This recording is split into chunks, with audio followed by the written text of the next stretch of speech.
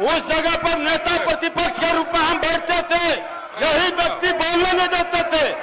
आज खुल करके यही अंतर है। आज नेता प्रतिपक्ष के रूप में इस पर डिबेट कर रहे थे, आप माइक बंद कर दिए। अध्यक्ष महोदय 2 पॉइंट करा रहे हैं, आपको आप बैठिए, अवगत करा रहे हैं। इस समय देश के लिए हम आभारी हैं और हम लोग भी सहयोग कर रहे हैं, लेकिन माननीय मुख्यमंत्री जी जब हम लोगों ने पारित किया 9/11/2023 में, तो एक तय हुआ हमारे मंत्रिमंडल द्वारा कैबिनेट में माननीय मुख्यमंत्री जी के आदेश पे कि डर है कि कहीं ये कानून जो हम लोगों ने आरक्षण का लाया है खत्म ना हो जाए, इसके लिए आप सब लोग मिलकर के प्रेस कॉन्फ्रेंस कर लीजिए। और सम्राट चौधरी जी जो आप बोले थोड़ा प्रेस कॉन्फ्रेंस का वीडियो हम आपको भेज देंगे आप दोनों को। उसमें माननीय चौधरी जी ने क्या कहा था, अशोक चौधरी जी ने क्या कहा था, हमने क्या कहा था, आपको प्रमाण मिल जाएगा। चलिए, दूसरी बात मेरा यह है कि अब तो स्टडी अब तो सुप्रीम कोर्ट में चल रहा है। अब हम लोग भी सुप्रीम कोर्ट में आरजेडी भी पार्टी बनी हुई है उसको लेकर के। अब मेरा सवाल ये है कि जो बहालियां हो रही है, जो आरक्षित वर्ग है, उसको नुकसान हो रहा है कि नहीं हो रहा? 16% हो रहा है ना। यह गंभीर मसला है महोदय। पिछड़ों का, अति पिछड़ों का, दलितों का, आदिवासियों का, जो भी आरक्षित वर्ग है उनका भारी नुकसान हो रहा है।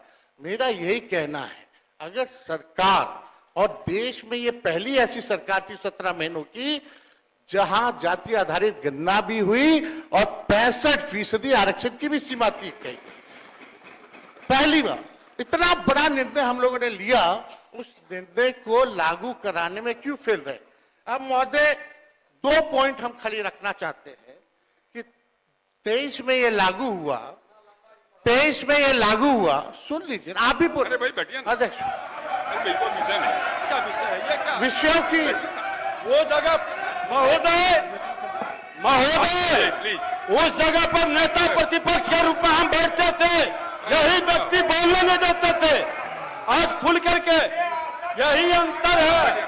आज नेता प्रतिपक्ष के रूप में इस पर डिबेट कर रहे थे, आप माइक बंद कर दिए। अध्यक्ष महोदय 2 पॉइंट करा रहे हैं, आपको आप बैठिए, अवगत करा रहे हैं। हम लोग हर तरीके से सदन चलाना चाहते हैं, आप भी डिस्टर्ब कर रहे हैं। 2 पॉइंट कि ये 11/23 में चौधरी जी 11/23 में 9/11/23 को ये लागू हुआ। निरस्त जो हाई कोर्ट से 20/6/24 में हुआ। हम लोगों की मांग थी कि इसको शेड्यूल 9 में डाल दिया जाए। अगर आप लोग आरक्षण के पक्ष में थे केंद्र सरकार, तो इसको शेड्यूल 9 में क्यों नहीं डाला गया? पहला प्रश्न। दूसरा महोदय कि अभी भी हम लोग इंतजार कर रहे हैं। अभी भी माननीय मुख्यमंत्री जी को मेरे तरफ से रिक्वेस्ट कर दीजिएगा चौधरी जी, और दोनों चौधरी जी कर दे तो ज्यादा भार पड़ जाएगा। तो अगर कर देंगे तो कम से कम ये कह दीजिए, अभी स्टडी नहीं हुआ है, यही ना कोर्ट कहा, तो स्टडी तो ईडब्ल्यूएस का भी नहीं हुआ था जो 10% मिला, उसका कौन सा आधार था? ये तो हम लोगों ने कास्ट बेस्ड सर्वे करा के आरक्षण दिया। तो अभी हम लोगों की यही मांग है कि सरकार अगर इच्छुक है, आप दोनों बलवान लोग बैठे हैं, दोनों 2 डिप्टी सीएम हैं, पहले हम अकेले थे तब हुआ था, अब तो 2 है। तो महोदय यही हमारा मांग है, खाली मांग सुन लिया जाए कि इसमें अभी भी स्टडी के लिए एक असेंबली की कमेटी बना दीजिए, एक असेंबली की कमेटी बना दीजिए जो स्टडी कर ले। और भाई आप बैठिए। अरे सुन लीजिए ना, क्या व्यवहार है? आप डिप्टी सीएम है यार, डिप्टी सीएम जैसा बर्ताव कीजिए।